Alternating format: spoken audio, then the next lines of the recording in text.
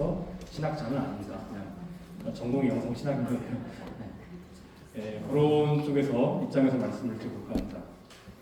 일단 이게 화면이 지금 제 화면은 이렇게 16대 9인데 저기 4대 3으로 나오고 있거든요. 좀 이렇게 제가 볼 때는 아래 위로 길게 좀 늘어진 형태가 나타나고 있습니다. 지금 저기 보시면 저걸 뭐라고 하죠? 그 퍼즐이라고 하는데 퍼즐이 이렇게 다 이렇게 흠결없이 다 잘 맞아 있잖아요. 그죠? 어딘가 깨진 것도 없고 정확하게 이렇게 있어야 할 것이 이 자리에 있고 모든 것이 다 연결된 채로 잘 돼 있지 않습니까? 제가 이 그림을 보여드리면서 시작하는 이유가 이 구원에 대한 이미지를 바꾸기 위해서입니다. 구원이란 무엇인가?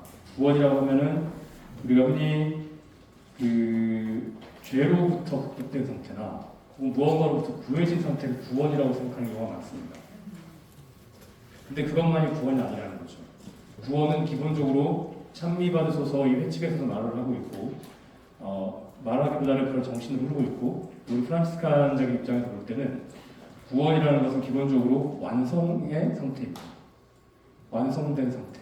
나로서도 완성되고 또 나로서 완성된 것으로 끝나는 것이 아니라 우리 모두가 완성되어 있는 상태. 즉 우리 모두의 관계가 온전한 상태. 그래서 우리가 서로가 맺어야 할 이 모든 관계도 선한 상태, 하느님이 원하시는 그 관계의 상태. 우리는 그렇게 이제 하느님께 돌아가고 있다는 거죠. 그래서 이것을 좀 어려운 말로 하면 하느님의 창조 업적의 총체가, 즉 하느님께서 만드신 이 모든 것들이, 하느님께서 만드신 시간, 하느님께서 만드신 이 공간, 하느님께서 만드신 그 시간과 공간 안에 존재하는 모든 피조물들이 온전하게 만들어낸 상태를 완성이라고 합니다.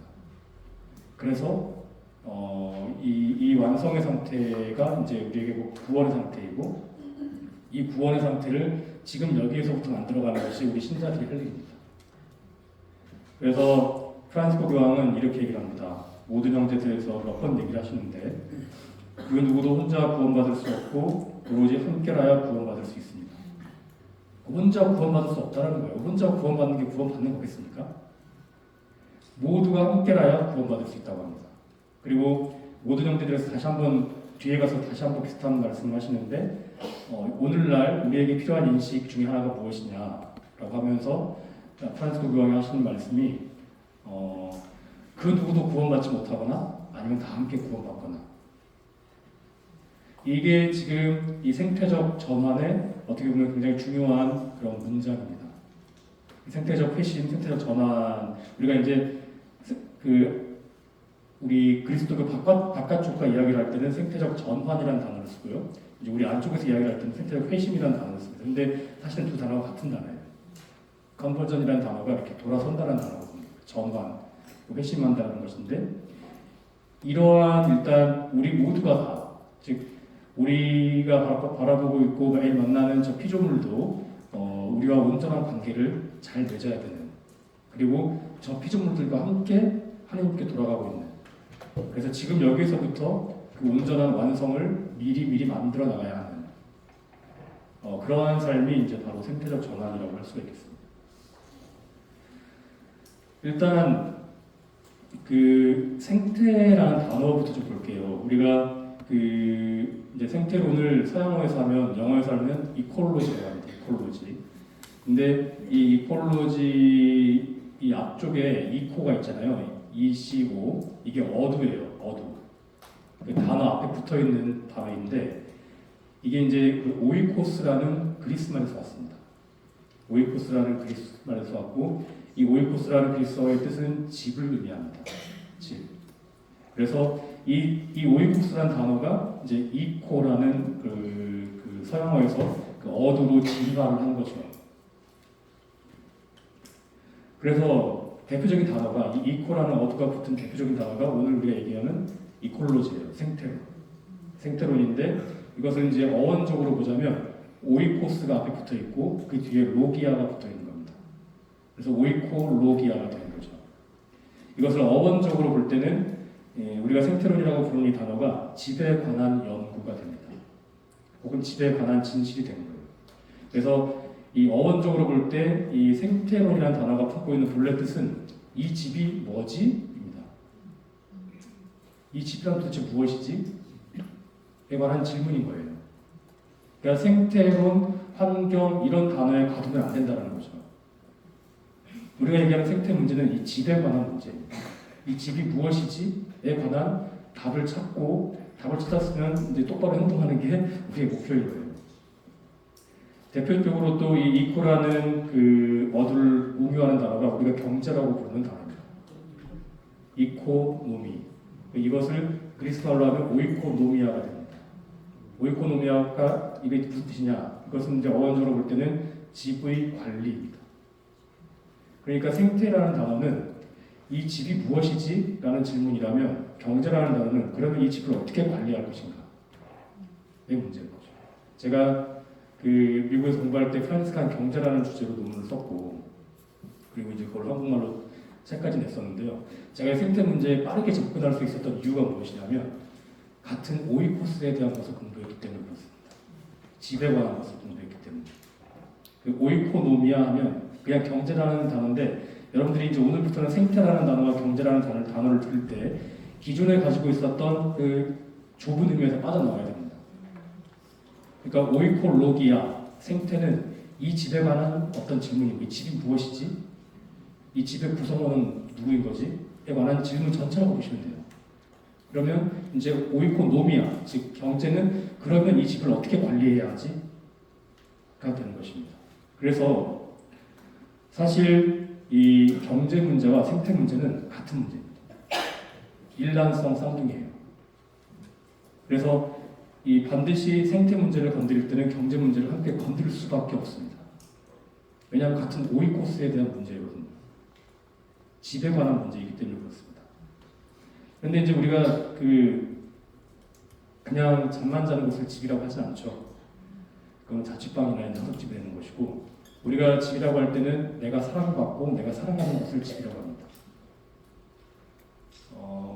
정말 집 정말 이쁘게 가꾸시는 분들 보면 집에 대한 애정이 느껴지잖아요. 그죠? 그리고 그 집의 구성원에 대한 애정이 또 느껴지는 경우가 있는데 그럴 경우에 정말 참으로 집이 되는 거죠. 그리고 나는 그 안에서 참으로 내가 되는 거거든요.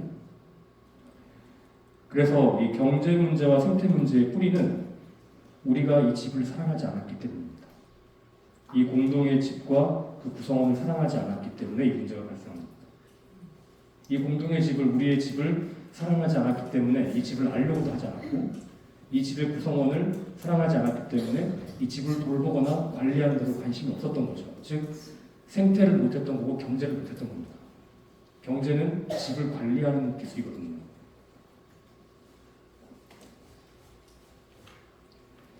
회칙 참미받아서 그 1장을 조천호 박사님 하셨으면 어떤 내용 하셨나요? 네?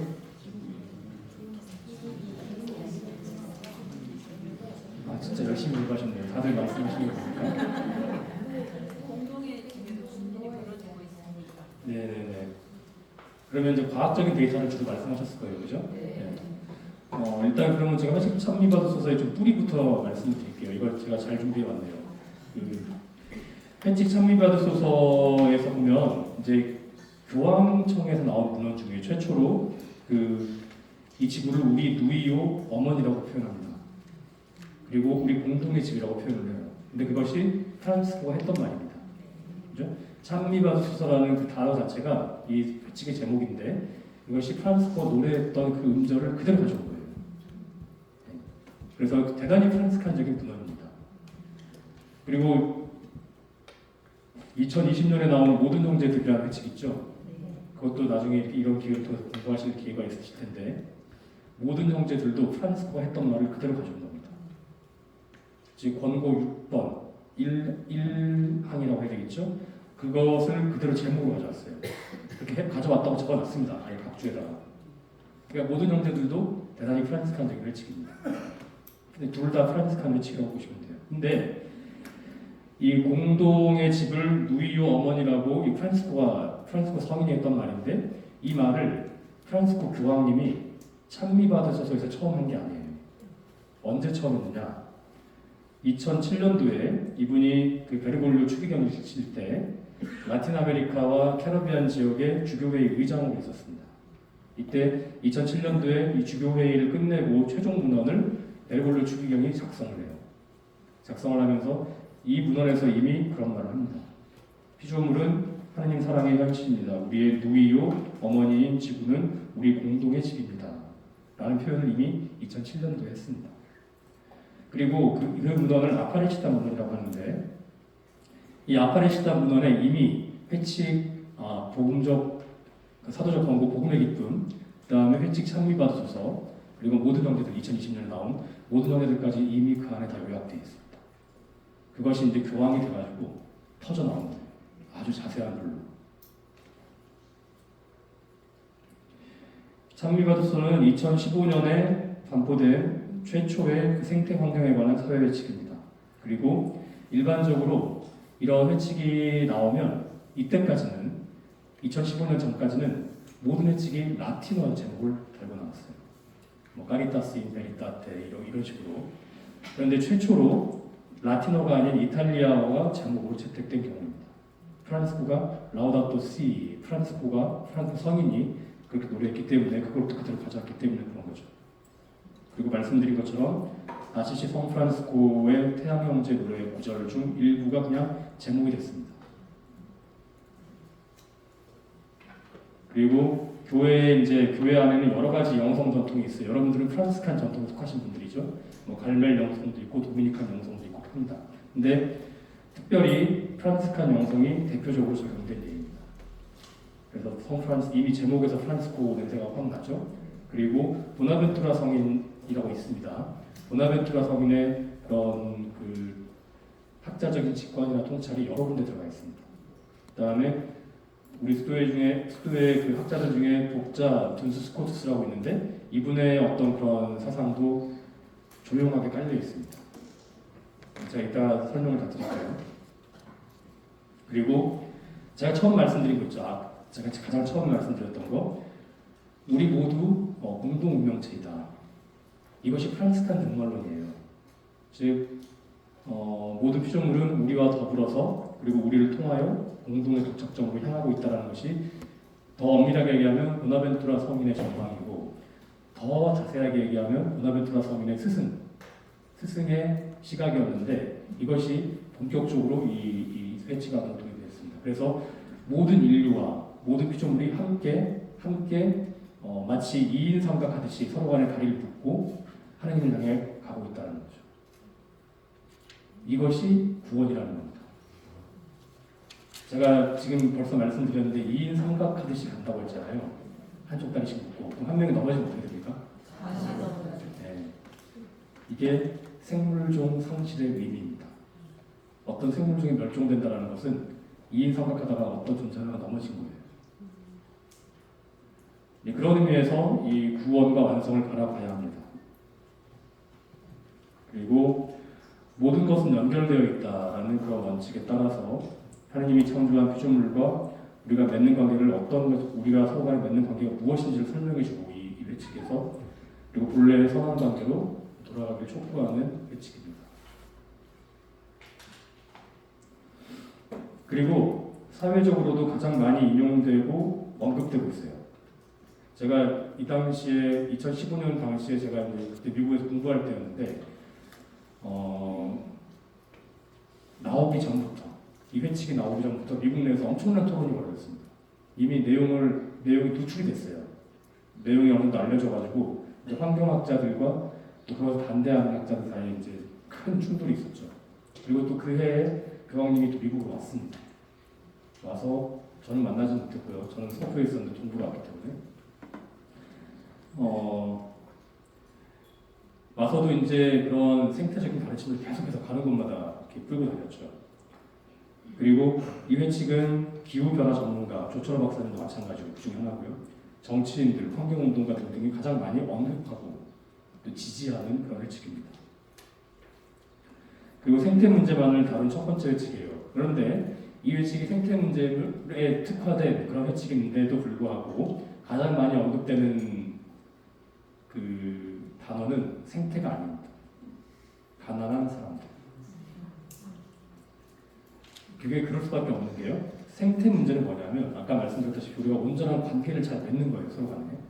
이렇게 그 퍼즐이 끊어지거나 퍼즐이 이렇게 비틀리거나 이런 거 없이 다 이렇게 온전하게 붙어 있잖아요. 그런 관계를 잘 맺어야지만 생태계가 형제적으로 온전해지는 겁니다. 근데 그 관계를 잘못 맺으면 첫 번째 가난한 사람들이 발생하고 두 번째 생태계가 파괴되는 거예요.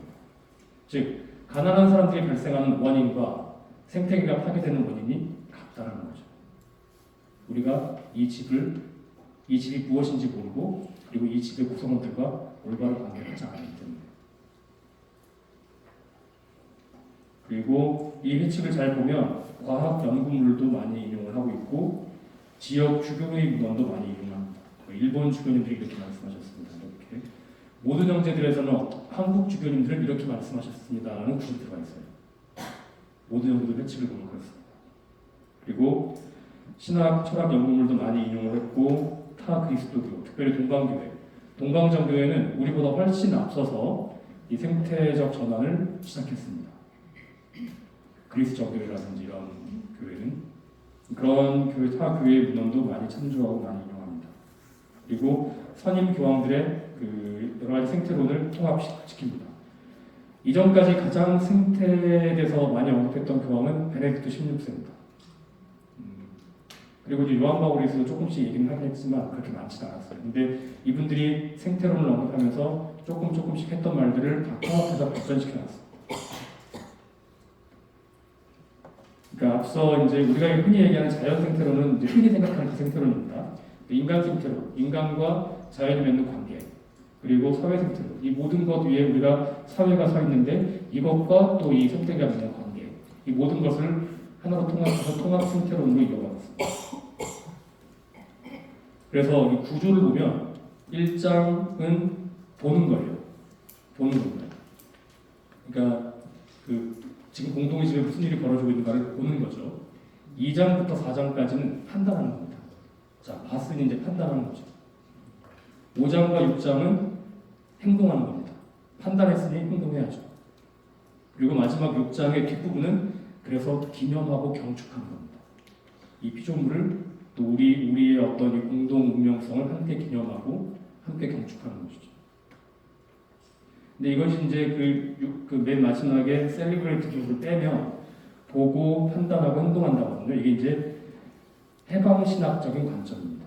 해방신학적인 그런 방법론이에요.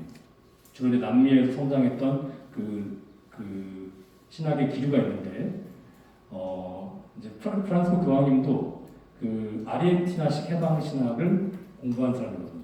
민중신학이라고 합니다. 이제 그런 출신답게 정확하게 이제 보고 판단하고 행동하라. 이제 이 참미바소서 구조를 이렇게 만들어 놓은 거죠. 그리고 보고 판단하고 행동하라는 이 구조는 이미 2차 바티칸 공회 때부터 교회 안에서 방법론으로 쓰이기 시작했습니다. 근데 이제 참미바소서 같은 경우는 하나가 더 있는 거죠. 그래서 기념하라. 그래서 경축하라. 이제 2장을 이제 본격적으로 2장은 제가 짧게 요약만 해드릴게요. 읽어보세요. 그리고 보시고 나중에 제가 이제 더 드리고 싶은 말씀은 그래서 프란시스칸에서 보는 이 생태계는 자연은 무엇인가, 생태가 무엇인가를 피조물은 무엇인가를 더 자세하게 말씀을 드리겠습니다. 2장이 창조의 복음이라고 현재 개정된 번역판에는 그렇게 번역이 되어 있습니다. 제가 미국에서 저 이제 영어로 당연히 봤죠. 근데 이 회칙이 바티칸 사이트에 가보면 새로운 회칙이 나오면 바로 PDF로 올려줍니다. 그러니까 다운받아서 출력하면 되는 거예요. 근데 우리나라는 돈 주고 사야 되죠. 우리나라도 돈 외의 얘기입니다만 왜 그런지 모르겠어요. 바티칸 가면 다 언어별로 올려놨는데, 근데 이거 회칙이 딱 나왔을 때 가장 먼저 나온 언어가 스페인어, 영어, 이태리어 세 가지 나왔고요. 그리고 며칠 있다가 추가된 게 아라비아어, 중국어였습니다. 아직도 라틴어본은 안 나왔을 거예요. 그러고 나서 제가 이제 영어본을 쭉 보고 한국어본이 나와서 보내달라고 해가지고 한국에서 받아서 봤는데, 이 번역이 이래도 되나 싶을 만큼의 오류가 있었습니다. 그리고 예를 들어서 이제 우주를 세 개로 번역한다든지, 그리고 프란시스코의 글들이라든지 프란시스코 전기들을 많이 이제 이용을 하는데, 우리스도에서 그 프란시스코 글이나 전기를 이미 번역해 놓은 게 있잖아요. 그거를 참조를 해야 되는데 이태리어 그 원전을 참조해서 번역을 한 것 같아요. 한 것 같은데 이제 좀 문맥이 조금 다르다든지 어떤 좀 그런 좀 사실 출판 원칙이거든요. 이미 번역된 책이 있으면 그 책을 그대로 이제 써야 되는 겁니다. 그 책에 나와 있는 내용을. 아무튼 그런 아쉬운 부분이 있었는데요. 그 중에 대표적인 것이 2장이었습니다. 창조의 복음이라고 지금은 돼 있는데 2015년에 처음 출판이 나왔을 때는 한국어 번역에 창조에 관한 복음이었어요. Gospel of Creation 하면 저 of는 절대 관한이라고 번역해서 안 됩니다. 저거는 equal이라는 뜻이에요. equal. 같다라는 거예요. 그러니까 창조의 복음이라고 2021년 개정판에 번역을 했는데 이것도 일본식 표현입니다. 의라는 게 되게 일본식 표현이에요. 제가 이제 또 번역을 많이 하다 보니까 여러 가지 그 번역에 관계된 그런 책들을 보는데 가능하면 의라는 표현을 쓰지 않기를 합니다. 네, 가능하면. 그러니까 2015년에 이걸 번역하신 그 주교회 관계자들이 설마 창조의 복음이겠어? 라고 주저주저 했던 것 같습니다. 왜냐하면 창조의 복음이라고 하면 창조물이 복음이 되는 거거든요. 피조물이. 복음이 뭡니까? 우리가 복음서를 읽으면 예수님이 누구인지 알 수 있고 하느님이 누구인지 알 수 있고 내가 누구인지 알 수 있잖아요. 근데 피조물이 그렇다는 거죠. 피조물을 보면 예수 그리스도가 누구신지 알 수 있고 하느님이 누구인지 알 수 있고 내가 누구인지 알 수 있는 책이 된다는 거죠. 아마 제 느낌에는 그래서 겁나서 그렇게까지 번역 못했던 것 같아요. 근데 2021년 개정판에 창조의 복음이라고 적습니다. 근데 이것도 뜻이 애매해져요. 창조의 복음이라면 잘 이해가 되세요? 우리는 한국 사람이기 때문에 잘 이해가 안 돼요. 일본식 표현이거든요. 정확하게 표현하면 창조라는 복음입니다. 창조라는 복음. 그러니까 창조물도 여러분들이 나가서 보는 저 바람에 흔학기는 저 나뭇잎도 또 여러분 옆에 앉아 계신 형제 자매님들 다 복음이라는 겁니다. 그러면 피조물을 보고 있으면 이제 하나님을 읽을 수 있다는 얘기예요. 그래서 보나벤투라 성인은 한두 번씩은 들어보셨죠? 네, 보나벤투라 성인은 이미 800년 전에 이런 말을 합니다. 하느님께서는 두 개의 계시의 책을 쓰셨다. 계시의 책이 뭡니까? 하느님을 알려주는 책이죠. 계시라는 게 알려준다는 뜻입니다. 당신 자신을 알려주는 두 개의 계시의 책을 쓰셨는데 그 첫 번째 책이 피조물이다. 인간이 죄에 떨어지지 않고 그 하나님을 향해서 올바로 서 있고 눈이 아직 어두워지지 않았을 때는 피조물만 봐도 하나님을 알았다라는 거죠. 근데 문제가 생겼어요. 원죄가 인간 조건에 들어오고 보나벤투라 식의 표현들 하면 허리가 굽어진다는 것은 하나님을 향해 있다가 나를 향해 굽어지는 겁니다. 눈이 어두워졌지 멀진 않았어요. 그러니까 뭔가 보이긴 하는 거죠. 보이긴 하는 건데 이제 그런 상태가 되다 보니까 하나님 당신을 명확하게 알려주는 계시의 책이 필요하게 된 거죠. 그게 뭡니까? 성경이라는 거예요. 그 두 개의 계시의 책을 쓰셨는데 첫 번째 계시의 책이 그 피조물이라는 겁니다. 그리고 이 개념이 찬미받으수 안으로 들어옵니다. 회칙 찬미받으수 안으로 들어옵니다.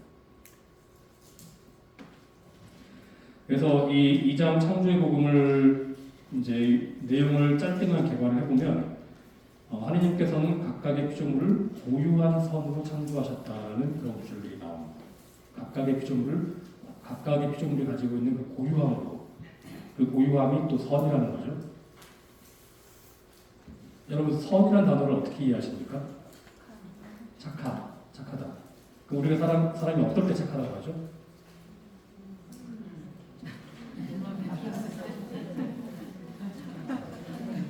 우리가 어떤 사람을 착하다고 할 때는 되게 이런 경우입니다. 꼭 그렇게 하지 않아도 되는데 자기 자신의 무언가를 나누고 희생할 때, 그죠? 자기 시간이라든지 자기 열정을 나눌 때 착하다고 합니다. 선이라는 단어는 기본적으로 나눈다는 뜻입니다. 기꺼이 자원해서 무언가를 나눈다는 뜻입니다.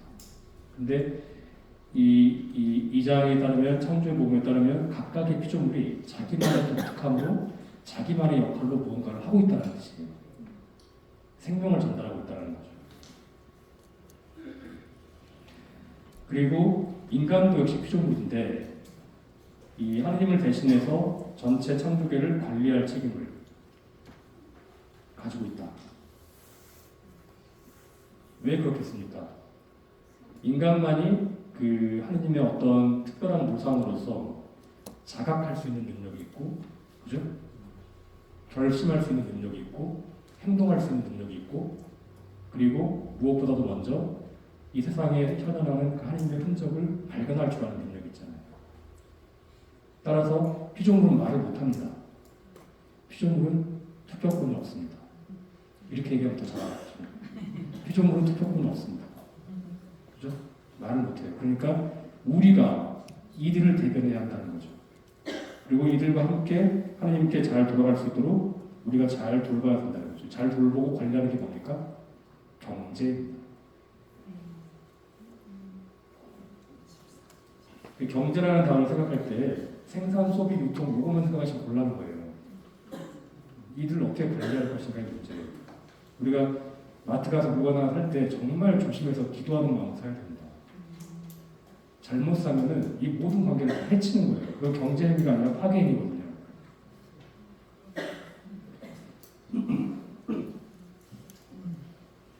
그리고 모든 피조물은 창조주를 반사하고 중재하는 다양성과 일치의 신비이다. 이게 무슨 말일까요? 피조물은 창조주를 반사한다. 우리가 반사는 뭐 어떨 때 반사한다고 하죠? 거울. 대표적으로 거울이죠. 거울을 보고 있으면 내 모습이 잘 보이죠. 근데 요즘 거울 보니까 어떤 거울은 내 모습이 더 잘 나오게 하잖아요. 특히 옷가게에 어떻게 이렇게 잘 나오게 하지? 그러니까 일단 피조물은 창조주를 그렇게 하느님을 거울에서 비추듯이 비추고 있다는 겁니다. 비추고 있고 중재하는, 즉 하느님께 이르게 하는, 그렇게 우리를 안내하는, 우리를 인도하는, 그렇게 다양하면서도 일치이다 라고 가르칩니다.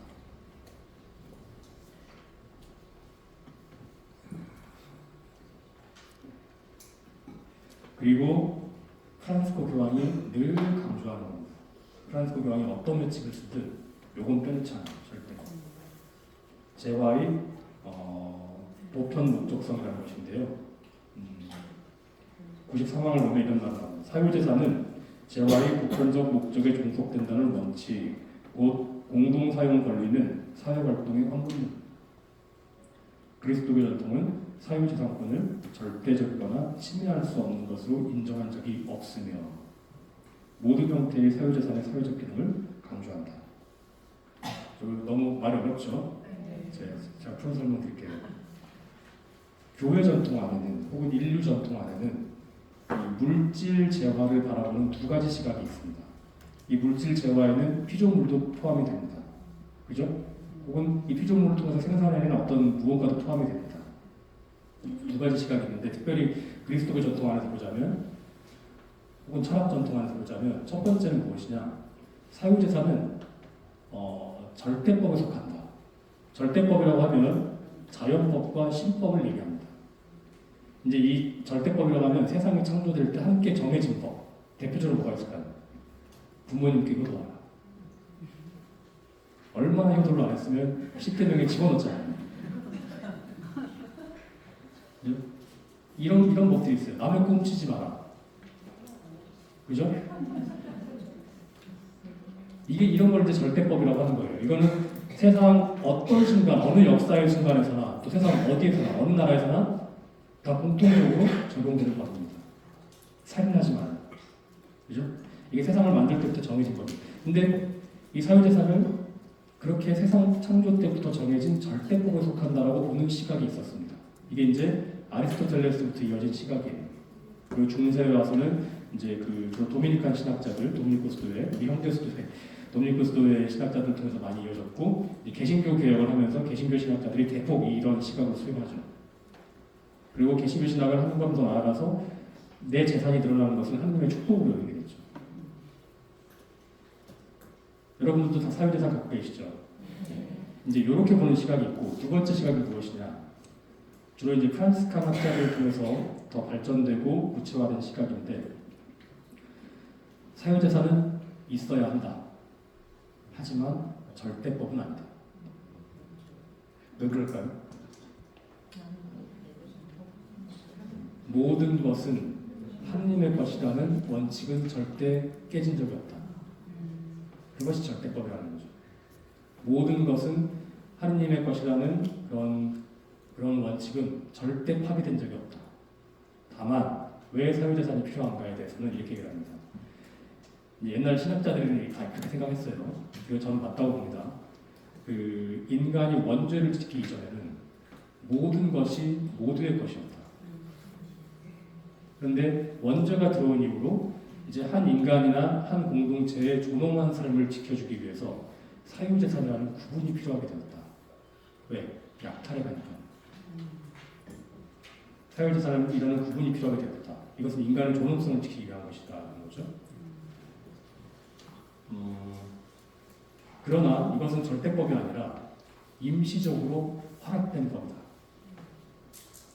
이것을 전문용어로 인간 실정법이라고 합니다. 인간 실정법은 시대나 장소에 따라서 바뀔 수 있습니다. 그러니까 이 말은 무슨 말이냐면요. 프란시스칸적인 입장에서 봤을 때 모든 것은 혹은 모든 피조물은 모두 다 하나님의 것이다.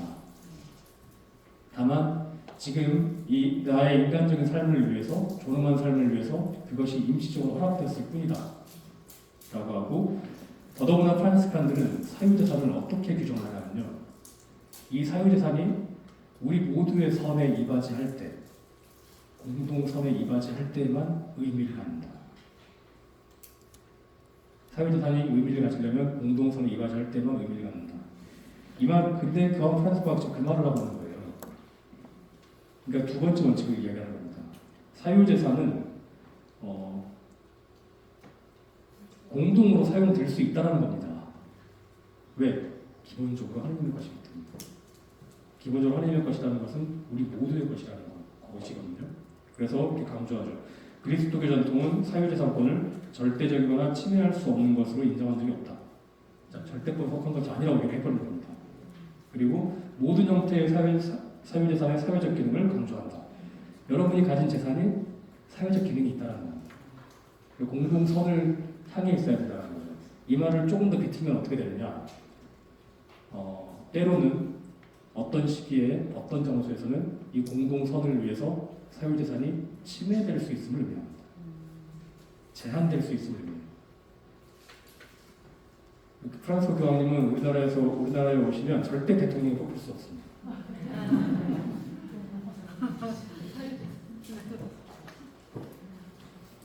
근데 여러분들 주변을 잘 살펴보시면 이 원칙이 은근히 우리나라에서도 작동을 많이 하고 있습니다. 내 재산인데 내가 마음대로 할 수 없는 것들이 굉장히 많아요. 그죠? 집도 내 마음대로 못 져요. 허가받아야 돼요. 왜 허가를 받을까요? 공동의 복리를 위해서 그런 것입니다. 수변 지역에서는 몇 층 이상 내 땅인데 내 재산인데 몇 층 이상 건물 올릴 수가 없어요. 왜 그렇습니까? 저 원리 때문에 그런 겁니다. 저 원리 때문에. 근데 이 가장 깊숙한 데는 무엇이냐, 철학은 무엇이냐면 말씀드린 대로 모든 것은 하나님의 것이다. 즉 모든 피조물은 하나님의 것이다라는 거죠. 우리 프란시스칸 우리 작은 형제들은 모든 것은 하나님의 것이다가 우리 생활의 플랫폼입니다. 기초예요, 기초. 따라서 그 어떤 것도 소유하거나 지배할 수 없는 겁니다. 그 결과 검소한 삶이 따라오게 되는 거죠. 검소해지려고 검소한 삶을 사는 게 아니라 모든 것은 하나님의 것이다라고 보면 검소해질 수밖에 없는 거죠. 결과라는 거죠, 검소함은. 이제 이러한 시각이 이 피조물을 바라볼 때 여러분들이 가져야 할 시각이라고 해요. 모든 것은 하나님의 것이다. 그래서 프란시스 교황은 이 시각을 2020년 모든 형제들에서는 더 깊이 가져옵니다. 더 깊이 가져와서 뭐라고 하냐면 먼저 이 원칙을 얘기해요. 사유재산은 2차적인 기능이다. 2차적인 가치만 지닌다. 1차적인 가치는 숨어있는 뜻은 뭐겠습니까? 모든 것은 하나님의 것이다. 따라서 모든 것은 모든 이의 것이다라는 거예요. 다시 한번 저 원칙의 강조하면서 무슨 말을 하냐면 부자 나라의 것도 가난한 나라 사람들의 것이다. 그들의 권리라는 거죠. 역시 프란시스 교황님은 여기 오시면 대통령이 절대 될 수가 없겠죠.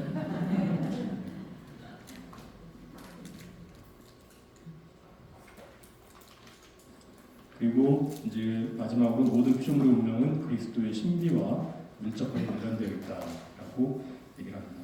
부활하신 그리스도의 지체들, 모든 피조물은 부활하신 그리스도의 지체들입니다.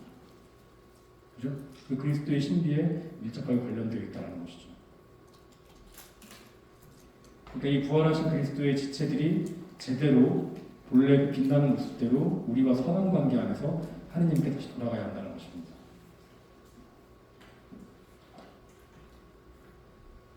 이게 이제 2장의 대강의 내용이고요. 그래서 피조물의 의미와 정체성을 제가 이제 조금 이제 프란시스칸적인 관점에서 말씀을 드리겠습니다. 제가 피조물의 의미나 정체성을 공부할 수밖에 없었어요. 왜? 집이라는 주제가 있기 때문에. 이 집의 구성원이 어떻게 되는가? 자, 제가 이제 공부한 분야는 이 집을 어떻게 잘 돌보고 관리할 것인가요? 그게 경제라는 거죠. 그럼 이 집의 구성원은 누구인가를 또 공부할 수밖에 없었죠.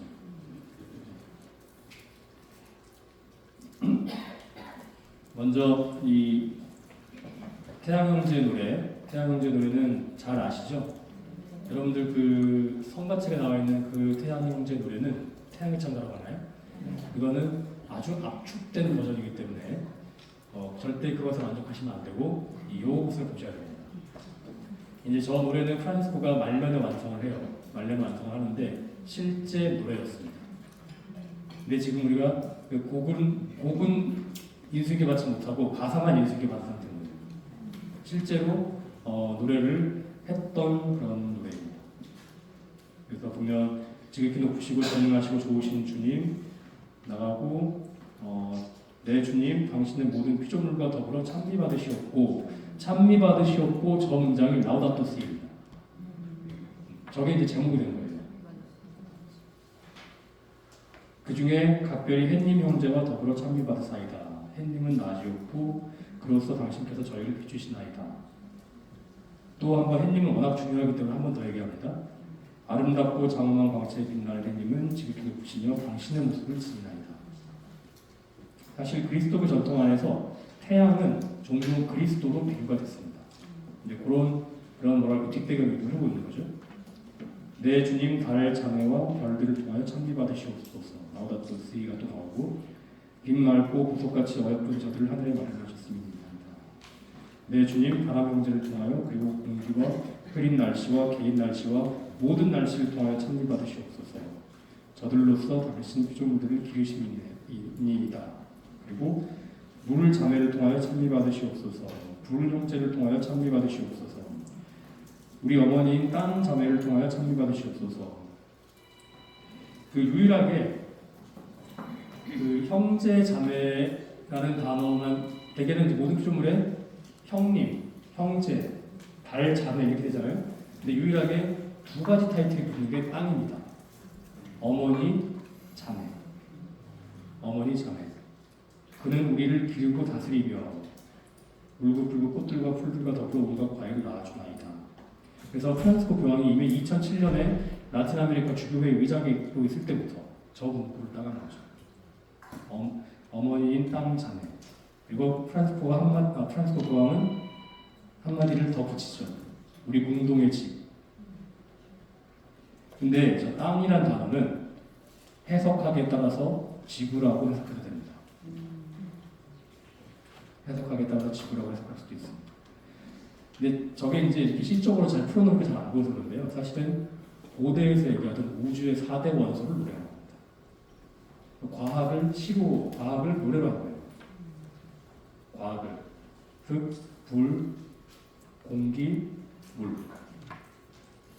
이것을 이제 그 우주의 4대 원소라고 불렀거든요, 고대 시절에. 그것을 노래한 겁니다. 그리고 각각의 역할이 다 달라요. 그죠? 근데 중요한 것은 저 중에 하나라도 없으면 인류는 이 세상을 그냥 망합니다. 태양이 없어도 안 되고, 공기가 없어도 안 되고, 어머니 이 지구가 없으면 다 사라지겠죠. 그러니까 다 각자의 역할로 생명을 전달하고 있음을, 그렇게 하나님을 찬미하고 있음을 노래한 노래입니다. 그리고 지금도 이탈리아 초등학생들이 가장 먼저 배우는 시문입니다. 프란스코가 피조물에 관해서 이야기를 한 글은 이 글밖에 없습니다. 프란스코가 직접 쓴 글 중에는 이 글밖에 없어요. 제가 지금 얼른 잡히진 않는데 아마 맞을 겁니다. 근데 이 글 하나로 역사를 바꾼 사람이 됐죠.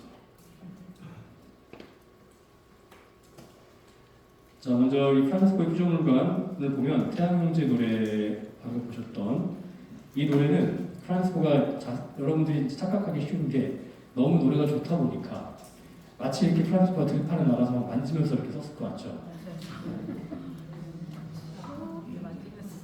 절대 그렇지 않습니다. 프란스코 당시 상태는 눈이 안 보이는 상태였습니다. 빛을 볼 수가 없었습니다.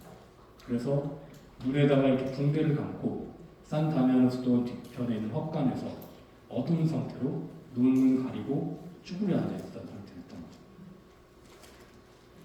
거죠. 거의 신경이 가까웠고, 그리고 만성적인 위장병들이 있었고, 저 눈 수술을 2번 하잖아요. 얘기 들으셨습니까? 네, 어떻게 했죠? 그 이제 해부학적으로 신경을 끊어버리는 겁니다. 그러니까 인두를 찢어버리는 거죠, 이쪽으로.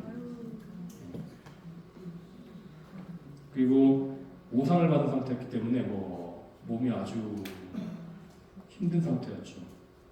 그리고 이 노래를 통해서 처음으로 과학의 주제들을 가져와서 노래를 만듭니다. 그리고 이 과학의 주제들이 무엇이냐? 각자의 역할로 하나님을 찬미한다. 모두 피조물. 그리고 또 친절하게 형님, 누이, 어머니, 자매라고 다 붙여줘요.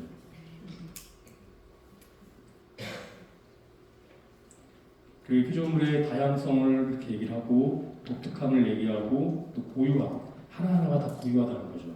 그리고 성사적이라는 거. 왜 성사적입니까? 생명을 전달하잖아요. 그죠? 성사적이라는 얘기는 이제 성사와도 유사하다는 건데, 자신의 역할로 그 하나님의 무언가를 전달하잖아요. 예수 그리스도께서 생명을 전달했듯이. 그리고 우리가 서로에게 연결되어 있다는 사실, 서로에게 의존하고 있다는 사실을 일깨워줍니다. 예컨대 태양이 없으면 어떻게 될까요? 과학적으로 얘기하면 먹이사슬의 첫 번째 머리가 끊어집니다. 왜? 식물이 자랄 수가 없어요. 광합성이 안 되거든요. 식물은 놀라운 존재입니다. 저희 대전수도원도 뒷마당에 농사를 많이 짓는데요. 참 대단한 존재예요. 식물은 햇빛과 물만으로, 그리고 이제 뭐 토양이 여러 가지 양분으로 자라겠지만 가장 중요한 게 햇빛입니다. 햇빛, 그 태양 에너지를 받아서 빛 에너지를 설탕으로 바꾸는 능력을 가지고 있어요. 그래서 자기 몸을 만든 다음에 그 자기 몸을 먹게 하죠. 그 고리가 일단 끊어지기 때문에 다 망한다. 라는 것이죠. 이렇게 우리가 서로에게 연결되어 있고, 서로에게 의존하고 있고, 서로가 서로에게 생명을 전달하고 있음을 경축하는 거룩한 가난한 때입니다. 우리는 가난하다는 거예요. 서로에게 기대고 있다는 거죠.